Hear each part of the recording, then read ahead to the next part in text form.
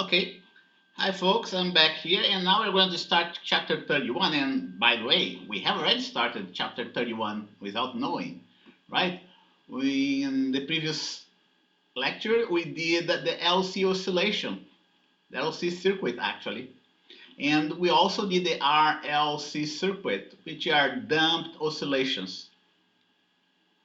And what we're going to do next, that's going to be new.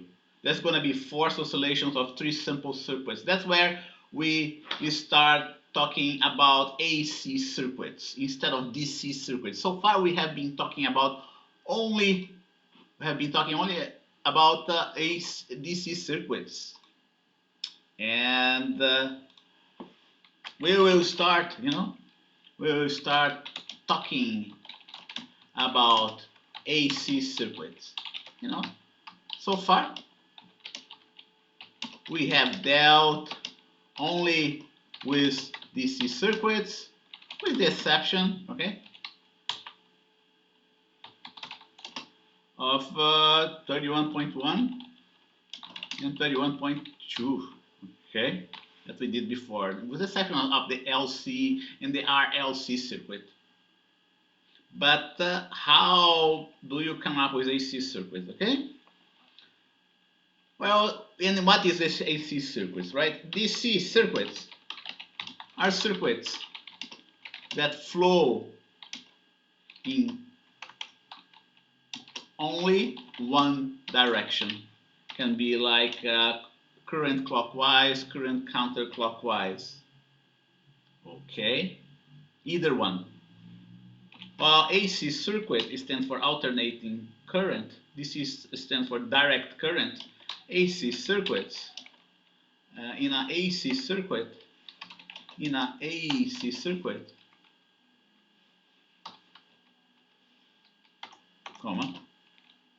current flows in both directions.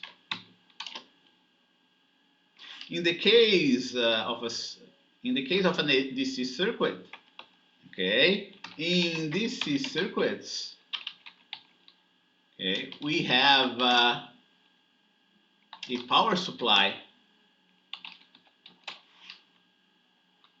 a DC power supply as a power source. Okay. In a AC circuit, we have instead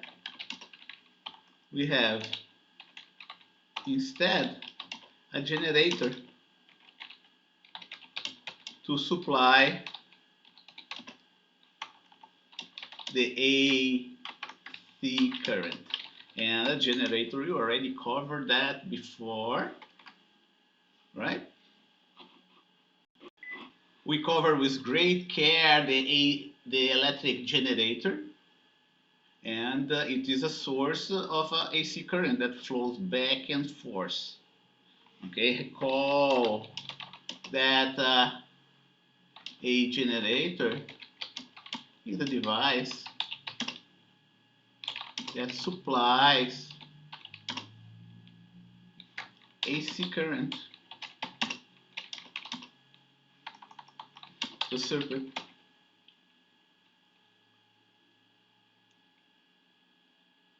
And what we're going to do here, we're going to study three AC circuits. We will study here the following AC circuits.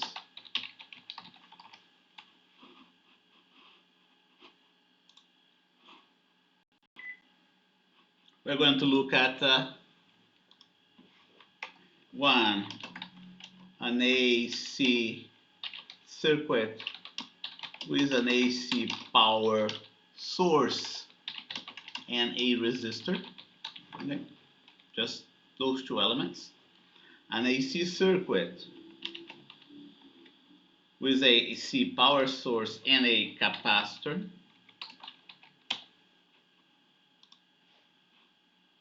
And those are the three simple circuits.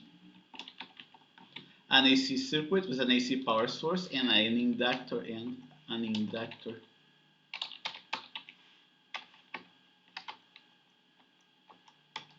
That's what we're going to see here.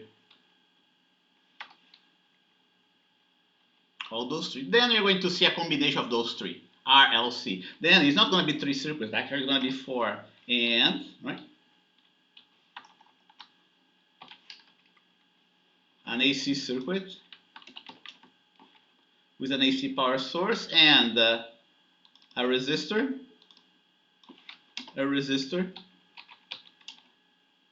capacitor, and inductor in series. That's what we call RLC, right? RLC circuit. The inductor should be the second one.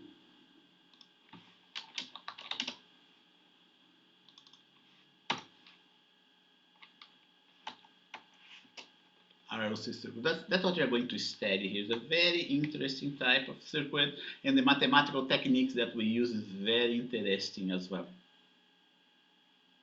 Okay. So let's start with, AC circuit with an AC power source and a resistor. We're going to come up with a drawing here. Not this one. This one is not an AC circuit. This is a DC circuit. Power sources. Okay, and let's see if I have one illustration here for you. Yeah, here you go. This one is an illustration of an AC circuit with a capacitor. Okay, note, see that our power source is no longer that drawing of the battery, but it is a circle with a tilde inside. The tilde is more like, the sinusoidal symbol, but the first. So here you go. We have the AC circuit with a resistor. That's the simplest of all that we're going to see. It looks just like that. Okay. We have this generator, right? This initially has a 0 volts. This generator has a voltage that's changed in a sinusoidal fashion. What we usually do when we treat the AC and DC circuits, we use the lowercase letters for describing AC circuits. So that's going to be the change in voltage of an AC circuit. And the capital V is for the DC circuits. That's what we usually do. Okay? The amplitude has a maximum voltage amplitude. It's usually, in the case of here, this country and many countries out there, is 110 volts or 120 volts, and can go also 220 volts. And here is the sine function of omega t.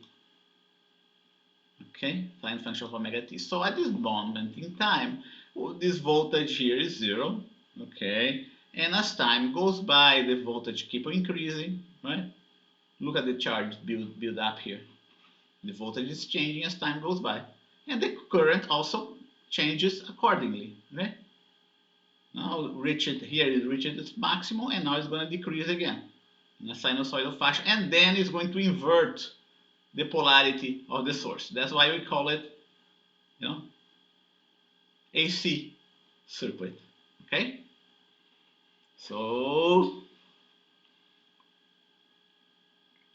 suppose we're going to, in this, like before, we're going to use Kirchhoff Loop's law to model, to understand this type of circuit that we have here. Okay, and going back here to the notes. Okay, here you go. I have another drawing here of the same circuit, but I put the loop in a different direction, right? I am assuming that the current goes in the same direction as the loop, in the loop law. And then what do? We start with the potential difference across the generator that I call delta V. And then the potential difference across the resistor. That's going to be Ri. Right? But it has to have a negative sign here because we're losing energy. And then we go back to the initial point that we get 0 here. Okay, delta V, don't forget, is equal to this value here. It's my generator. My generator has this angular frequency, 2 pi frequency. That's what angular frequency is all about. Okay, and then if we want to know the current of the circuit, we just solve it for I. That's straightforward. That's the simplest AC circuit that you're going to see out there. The one with a resistor load. Can you remember that? Very important. Notice that both the delta V and the I, they go with a sine of omega t. Sine of omega t here, sine of omega t here. Okay? Notice that. We say that both the voltage and the current in the circuit are in phase. Okay, so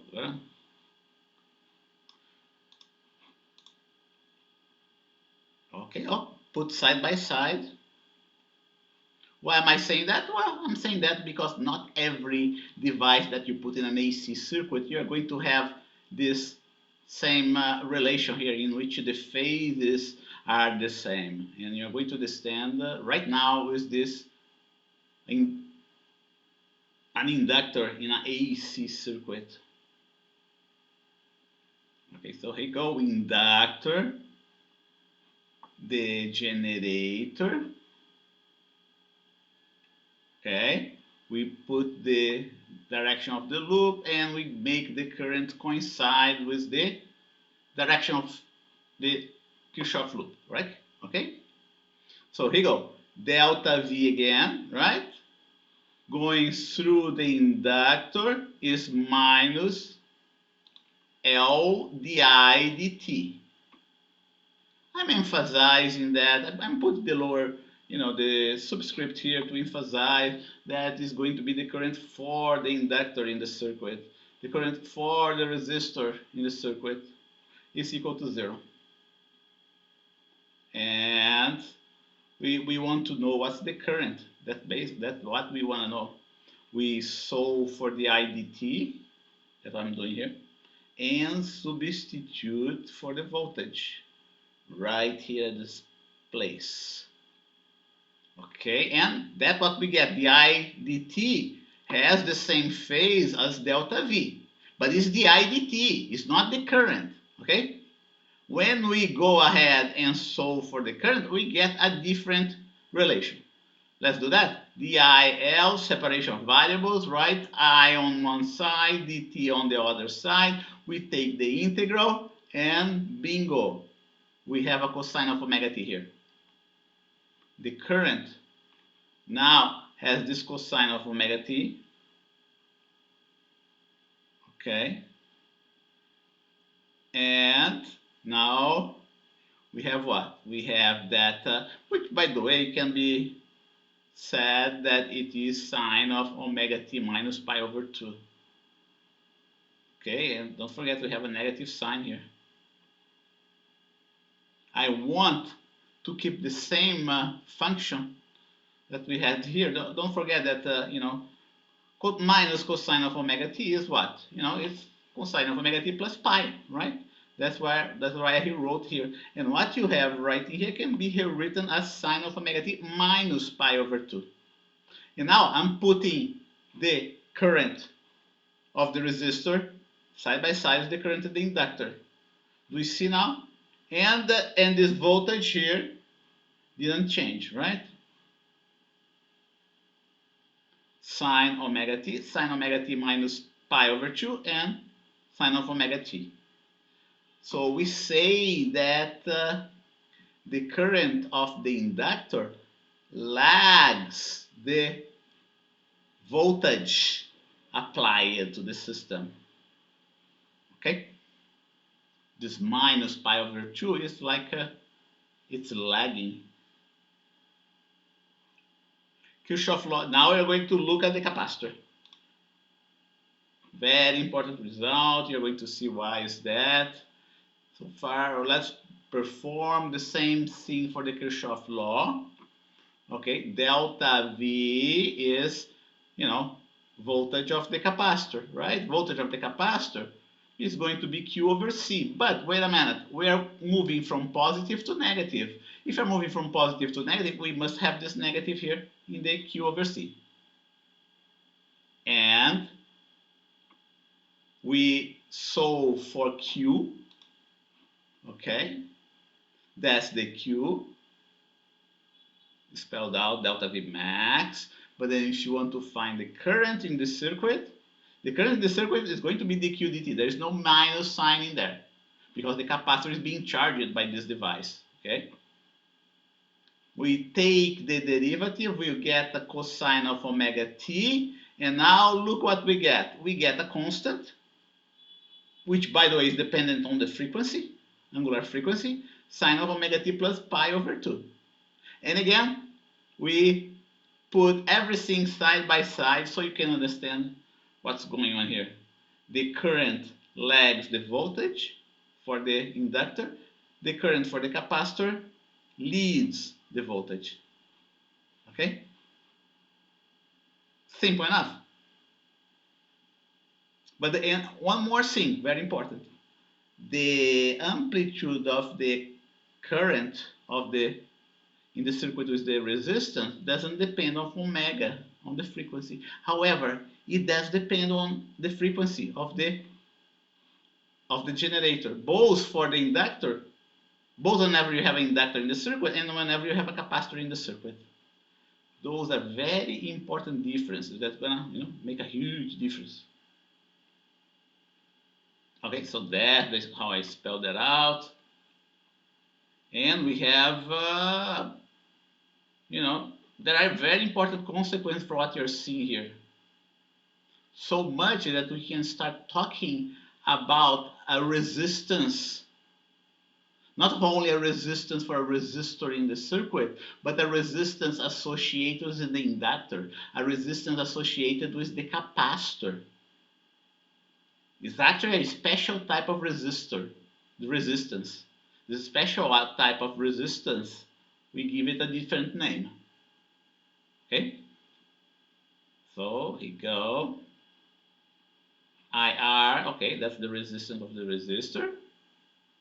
I max. And the IL max is going to be that as well. Note, see that the frequency is here, right?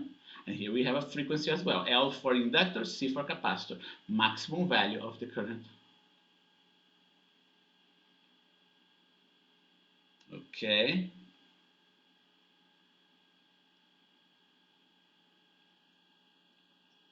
Okay, so, those whatever goes downstairs here, right?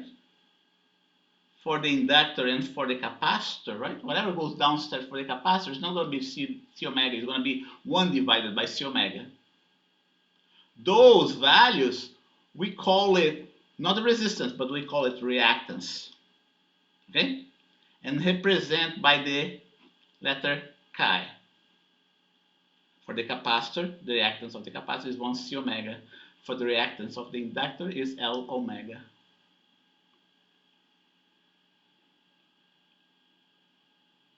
Okay, let me take this one out here. And that's what you want, but there is more that I'm gonna cover. Okay. That's when things become interesting, even more interesting than what we're covering. Okay, so folks, there is something that we call a phasor diagram that's very helpful to solve those problems in AC circuit. Let's go back there to our notes. So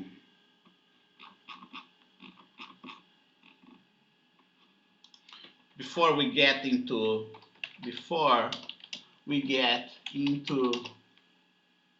the RLC circuit, let us take a look at the phasor diagram, okay? which is a very powerful tool in understanding AC circuits. Let us look, not take a look, but let us look.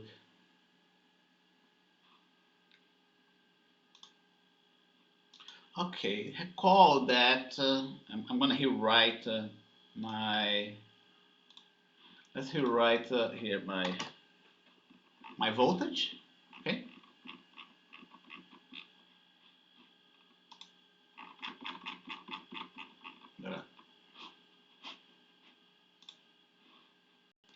Okay, so I'm going to write here all those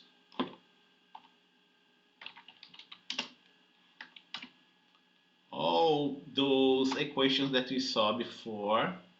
Okay, it's going to be delta V max, right? Divided by the resistance. Oh, by the way, don't forget, we should have the sine. I'm going to put the sine of omega t here outside.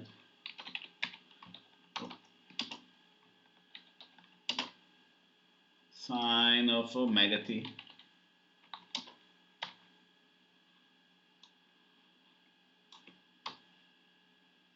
Oh, not this one. We don't have R there, right? We have the R there only for the current. I'm going to, that's the generator. The generator is going to have the same relation for each of those three simple circuits that I showed you. For the current, we're going to have delta V max divided by R. Okay? There's a very nice graphical representation for those equations. And this graphical representation becomes very convenient when we do circuits that are more complicated, okay? So I have a slide here showing one of those. Here you go. Here is the phasor diagram, not for the total current, but not for the total current in the circuit, but phasor diagram of the voltage of the generator. Okay? And how do you interpret that? Recall, I'm going to copy and paste the equation so you can see that side by side. Okay. I'm going to even put, instead of VR, I'm going to put it max. It's supposed to be max here. And the equation is right here. That's the one. Okay. Omega t is this angle here, is the x-axis. Okay.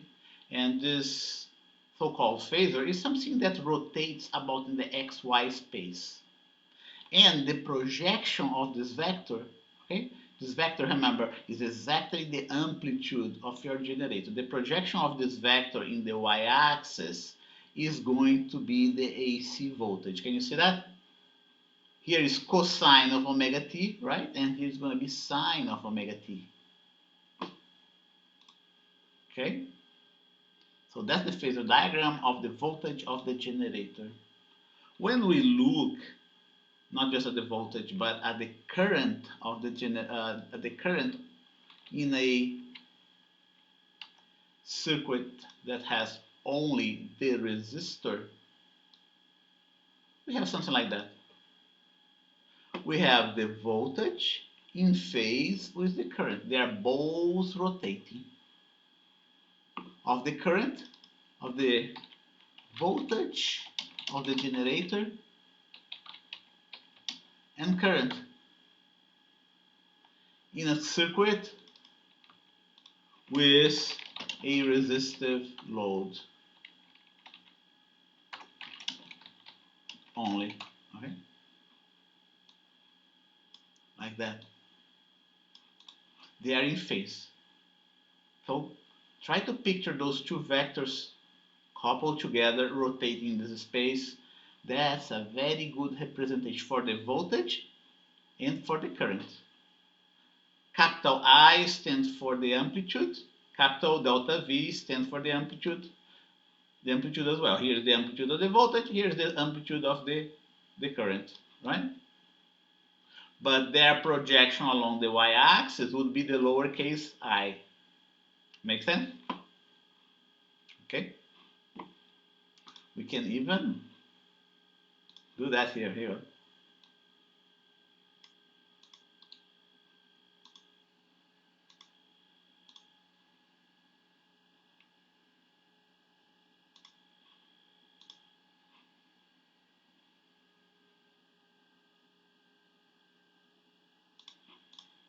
Okay, and then I go ahead and put a I max here, lowercase I. It's not going to be max, it's going to be I sub r to specify that's the current. And then I'm going to paint with the blue as well.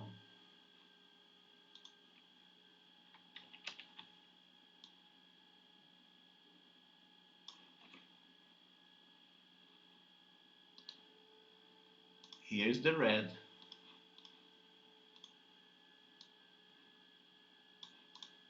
And then I'm going to, here is going to be the delta V of the generator.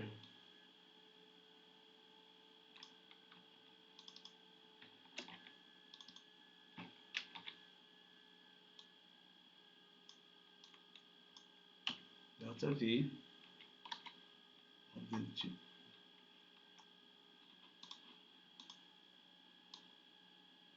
of the generator. Now let's see how we represent that for the other voltage and current. Okay, so I'm gonna draw them separately. Okay, here you go. Voltage.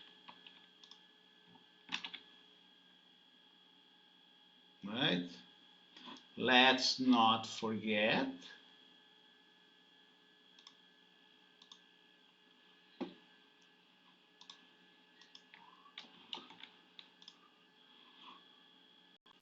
so what we get for the inductor, right? Let's write it down again. For the inductor is going to be delta V max over L omega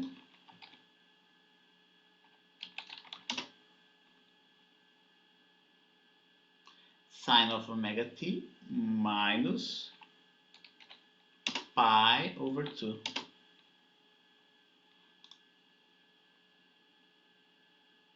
Right? And for the capacitor, it's going to be what? C delta V max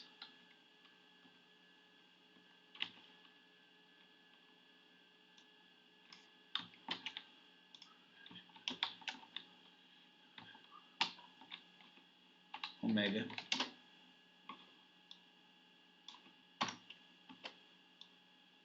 and then we have this plus. We're going to put that side by side for everyone. Okay.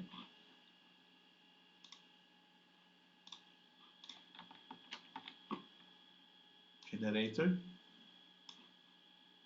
with a capacitor, with a capacitor.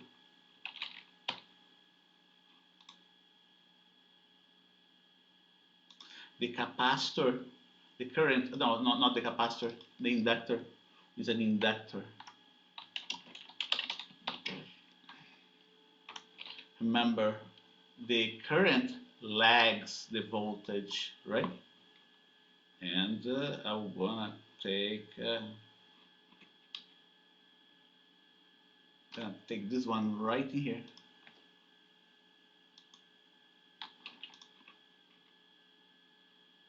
The current lags the voltage by 90 degrees. The current of the inductor.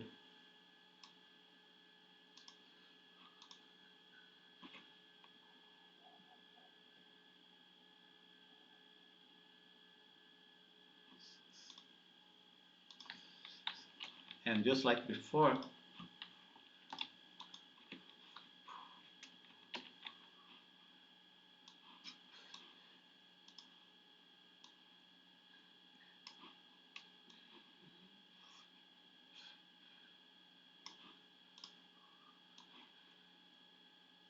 that's not going to be I sub R, it's going to be I sub L.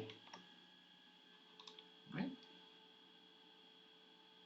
And finally, for the capacitor, we have something similar. Delta V max is going to be here as well. What's going to change is the I of the capacitor. It's going to be CW instead of LW downstairs. It's going to be CW upstairs. I'm going to do that here. C omega. I will copy this one. And it's going to be one that leads.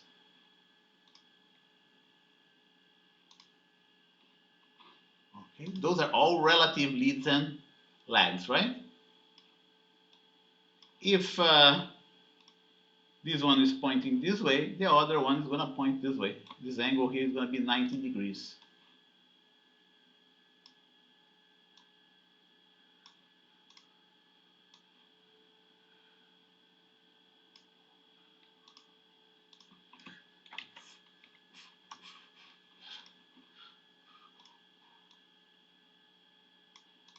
Okay, like that. Capacitor, inductor. And I'm going to put them in different colors. Let's say this one here is going to be green. Right?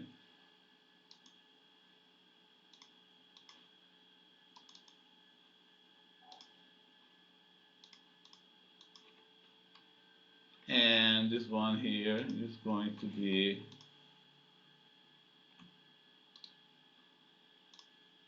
purple.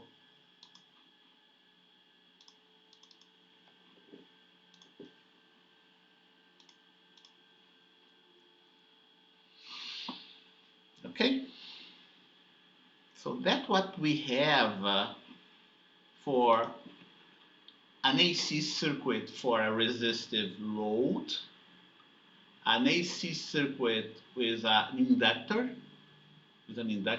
right? And an AC circuit with a capacitor. That's what we have. That's how the current and the voltage behaves with respect to one another. Okay, and don't forget here too, the magnitude of this vector is going to be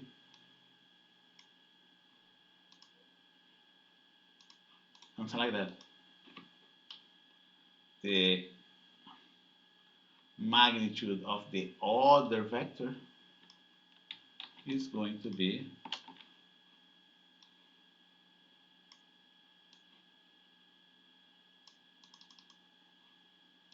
this one here. This one here.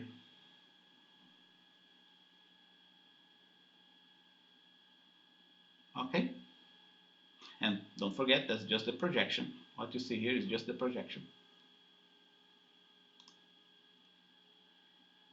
Now the question is, okay, now that we have all those graphicals, this graphical phasors, right? The question is,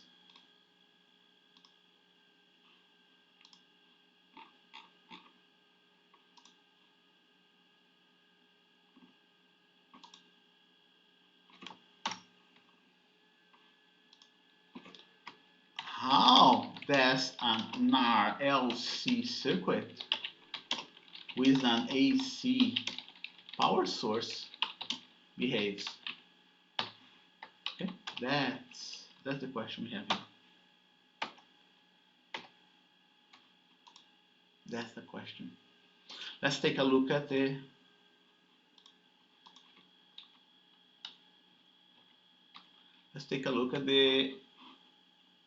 diagram, circuit diagram. That's what we have for RLC circuit, right? RLC circuit. All those elements are in series with one another. Okay. There is one very important point here. Instead of solving just that differential equation, right, that we got before, there is an easier way of solving this type of circuit. Because all those elements are in series, okay, because all those elements are in series, the current going through the resistor the capacitor and the inductor, they must be exactly the same. They must have exactly the same phase. Okay, so let's write that down. Make sense? Remember, this circuit is those elements. They are all in series with one another. We know from DC circuits that the currents through the elements that are in series, they're going to be always the same, right? Exactly because of the specific nature of the definition of the current. Whatever goes through here must be the same that goes through here. Or whatever amount of charge that goes through this point has to be the same amount of charge that goes through this point, because charge is conserved. Whatever charge that goes through this point must also be the same as the charge that goes through this point, and so on. Okay? So we do have the current throughout this whole circuit that's going to be all in phase, whether it's going through the resistor, the capacitor, or the inductor. Okay, that's the first piece of knowledge that you have to know. Okay, in a RLC circuit, all elements are in series. Consequently, the current through each element must be the same. Okay? So what I'm going to write down? I'm going to write down that the I through the capacitor is going to be equal to the I through the inductor, which is going to be equal to the I through the resistor. Okay, and by the way, I'm going to put down here, I RLC, and I'm just going to simplify. Instead of keep on talking about RLC, I'm just going to write that down as I for current. Okay? And now we have to go back here to the relative phase of each of those elements in terms the relative phase of the current with respect to the V, right? So notice that through the inductor, the current through the inductor is going to be in phase with the current with the voltage through the inductor. Okay? Going back to the results that we got for the 3 simpler circuits,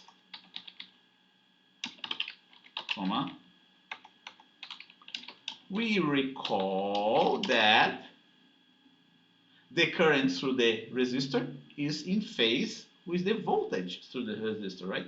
We recall that, delta V through the resistor must be in phase with the current through the resistor.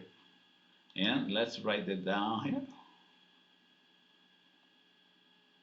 And I'm gonna even write down like that, at Imax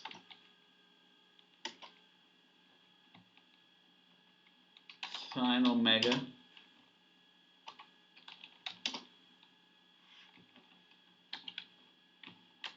t. There's going to be some Imax here that we still do not know as the values. Okay? And then we refer back to the inductor. The current of the inductor lags the voltage that's applied to the system. Consequently, the voltage in the inductor must lead the current. You see what I mean? It's a relative phase, right? So here you go. The voltage in the inductor must lead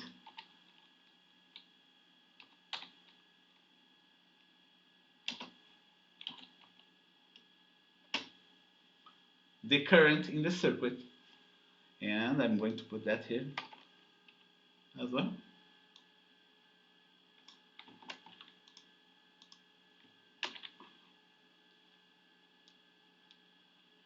finally, for the capacitor, right?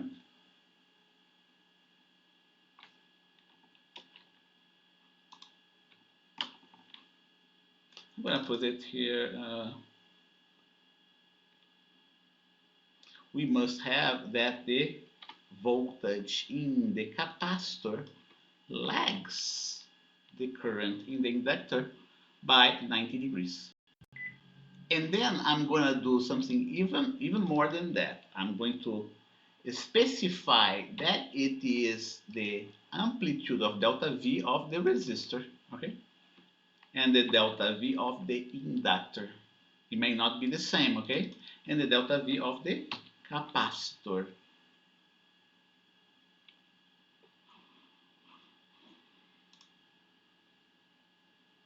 Okay.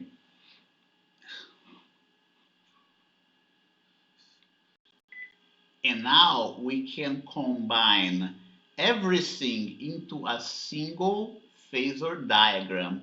Here is the current of the RLC circuit with this amplitude. Okay, everything is rotating in the counterclockwise direction at omega t, right? The voltage of the resistor is in phase with the current. The inductor leads by 90 degrees, just like we saw right in here, okay? And the capacitor lags the current by 90 degrees as well. Okay? And then what's going to be the net voltage here? Let's take a look, okay? The net voltage, is going to, first you have to subtract the delta V of the inductor, the delta V of the capacitor from the inductor, right? When you do that, you get this relation here.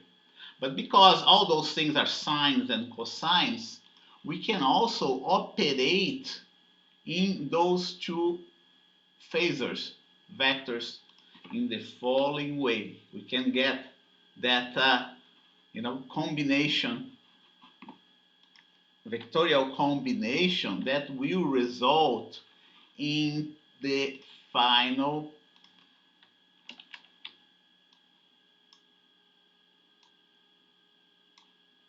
diagram here.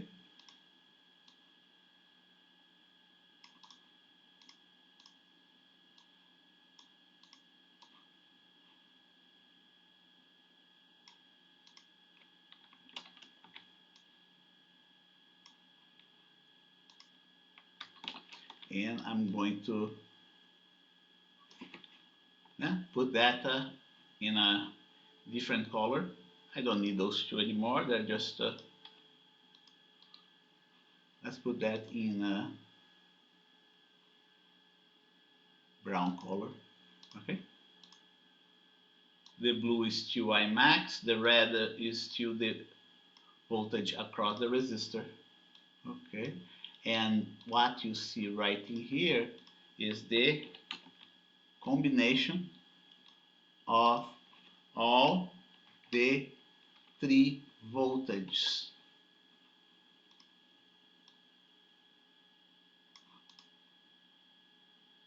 Okay? And by the way, this delta V max can be written in the following way.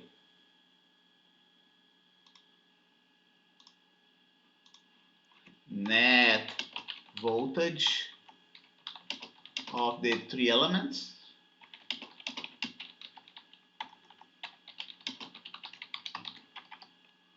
okay, is going to be, and I'm going to put a square here.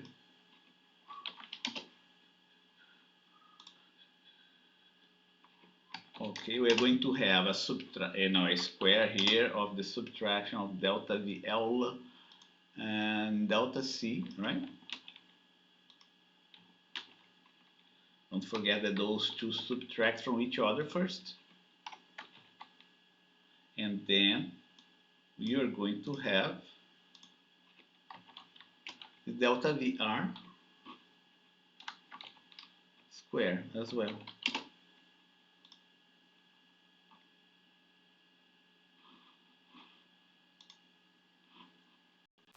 And then there is more. Okay, what what what else more we have here? You know, this delta V of the resistor, we know that is related to the maximum max current, right? Times the resistance. And don't forget, it should be squared. Here too, we are going to have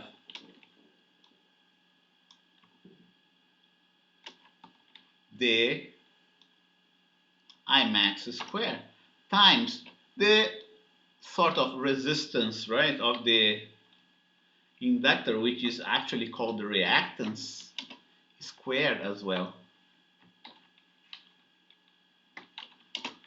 Okay, and here we're going to have the same for the capacitor. Instead X sub L is X sub C.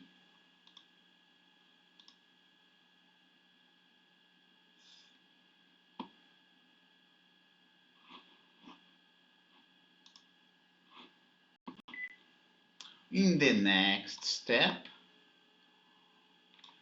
okay, we can take out the I max square and put in parentheses and factor it, right? Put outside the parentheses, right? I meant.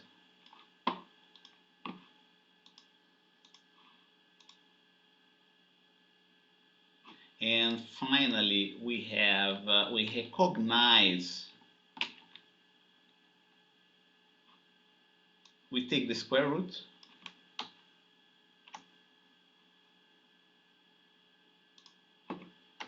of this term.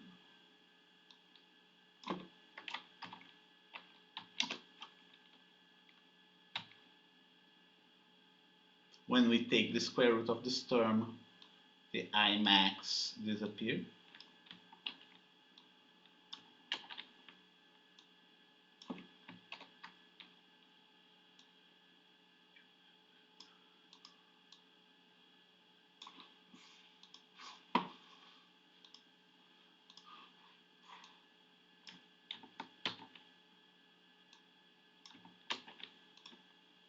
Let's not forget that the reactance of the inductor is what?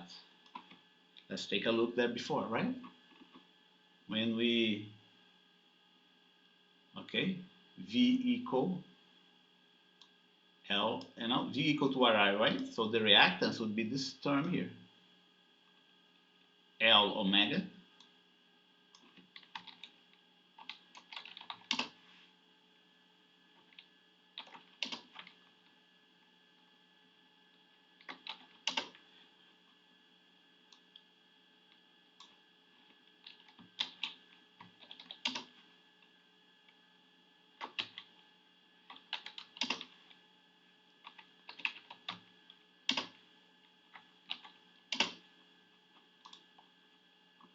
And that's what we get.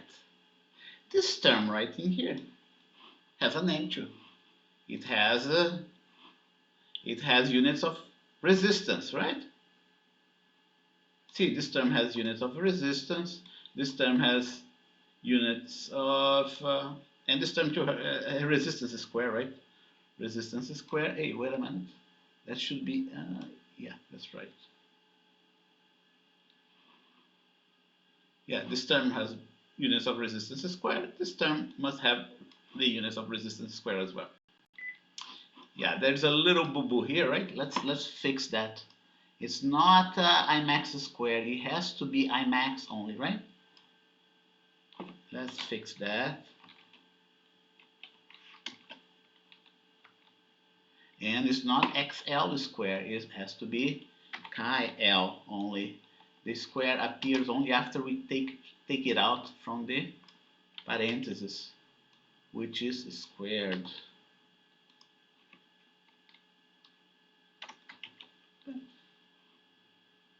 Okay, and yeah, this one is correct, right? But this other one isn't.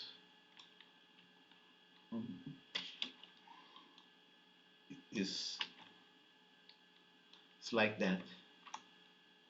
Okay, now I got everything right. Okay, this one I'm gonna substitute here. Okay, and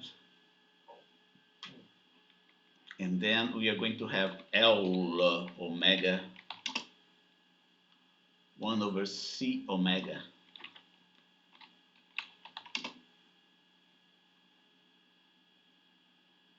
plus R squared.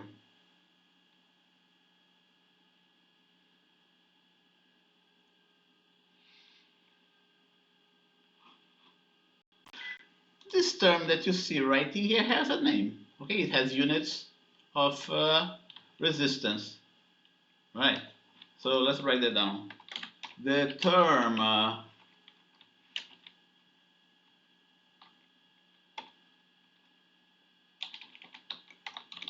also has units of resistance, and is called not reactance, not resistance, we call it impedance, and represented by the letter Z, the zeta, okay?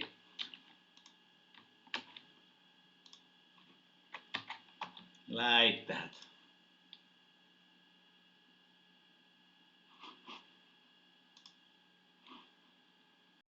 But we can also write down my current that we do not know yet in terms of the parameters that we know, okay? We know the frequency of oscillation of the circuit, which is this one. We know the inductance, we know the capacitance, and we know the resistance. We also know what's the maximum voltage of our oscillator. And in order to solve for the maximum current, we have to isolate Imax. We get something like that.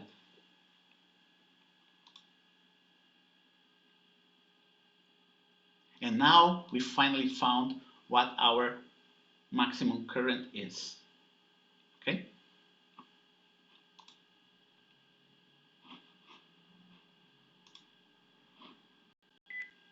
Going back to our phasor diagram, note that there is a phase between this voltage and the current, right? A phase different between those two.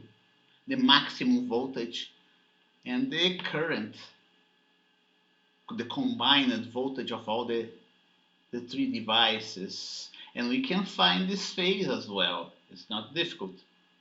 This voltage here is not in phase with the current. The voltage of the resistor, yeah, is in phase with the current, but not the voltage of the inductor or the voltage of the capacitor. They are off phase as well, and they all, when they all combine themselves into another delta V that has a phase with the current. Let's find out what this delta V is, what this phase is. Let's see what this phase is.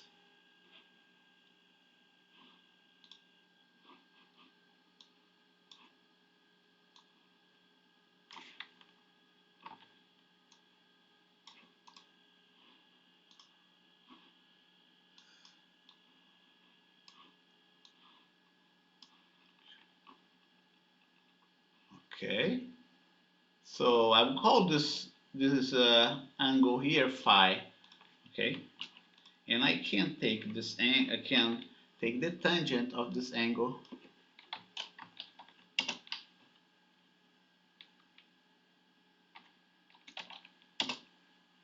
Tangent of phi is going to be what? Delta VL minus delta VC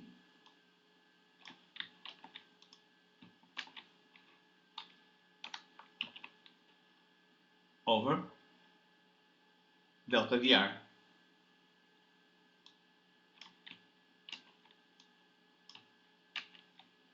delta VR.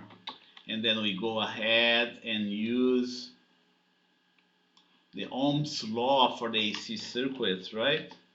Which is, which is going to be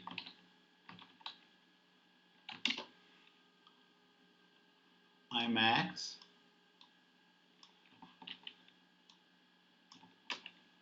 times the resistance, I max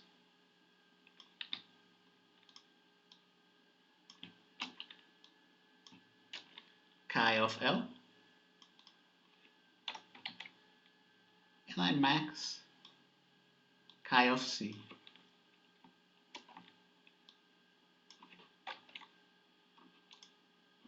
When we cancel out everything, we are left with the reactances at the top. I'm not going to write down the reactance. So there is one more thing that needs to be done, okay? Recall that the final voltage must have a phase with respect to the current, right? I didn't write that down at all. I didn't write that down. Here you go. The current must have a phase with respect, the final current must have a phase with respect to the final voltage, right? So what we end up having finally, here you go, I'm going to write this guy here. For this specific case, okay, the final voltage is leading the current. And I'm going to get that. The net delta V RLC, that's going to be delta V max sine not omega t minus pi, but it's going to be sine plus pi.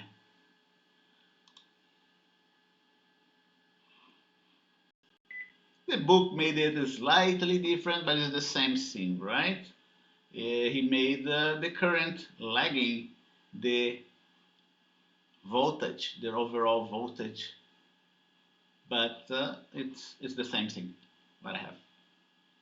Okay, so that's what we have for RLC circuits, and we can stop here and come back some other time. Okay, thank you.